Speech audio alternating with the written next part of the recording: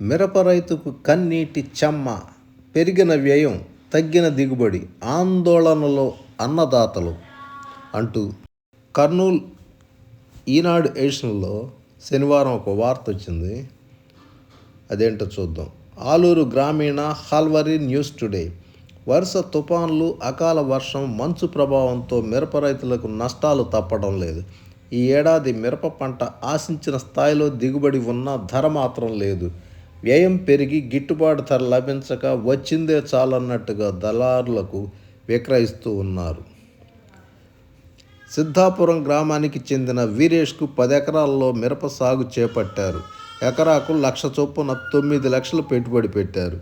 దిగుబడి మాత్రం అంతంత మాత్రమే వచ్చింది. వచ్చిన పంట సైతం మార్కెట్లో సరైన ధర లేదని ఆవేదన వ్యక్తం చేస్తున్నారు. పంట కోసం పెట్టుబడి కూడా వచ్చే పరిస్థితి లేదు.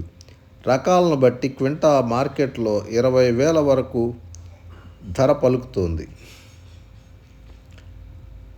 హాలహర్వి మండలం పచ్చార్లపల్లె గ్రామానికి చెందిన మంజునాథ్ 2 ఎకరాల్లో మిరప సాగు కోసం 2 లక్షలు ఖర్చు పెట్టారు. ఎకరాకు సుమారు 14 క్వింటాలు రావాల్సి ఉంది. 6 నుంచి 7 క్వింటాలు కూడా రాని పరిస్థితి వాస్తవం.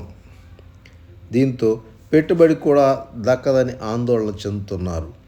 పురుగు మందుల ధరలు, ఎరువుల ధరలు పెరిగాయే తప్ప పంటకు ధర లేదు. కేంద్ర ప్రభుత్వం ధరలు పెంచి ప్రభుత్వమే కొనుగోలు చేయాలని కోరుతున్నారు. లక్షల్లో పెట్టుబడి. రబీలోని ఆలూరు ప్రాంతంలో 8,635 హెక్టార్లలో మిరప పంట సాగు చేపట్టారు. ఎకరాకు సుమారుగా 80,000 నుంచి 1,00,000 వరకు పెట్టుబడి ఖర్చు వస్తుందని రైతులు చెబుతున్నారు. పంట బాగా పండితే ఎకరాకు 14 క్వింటాల వరకు దిగుబడి వస్తుంది. కానీ ఈ ఏడాది 7 నుంచి 9 క్వింటాల దిగుబడి కనిపిస్తూ ఉంది. దిగుబడి అంతంత మాత్రంగానే వస్తున్నా మార్కెట్లో ధర తక్కువగా ఉండటంతో అన్నదాతలు నేల చూపు చూస్తున్నారు.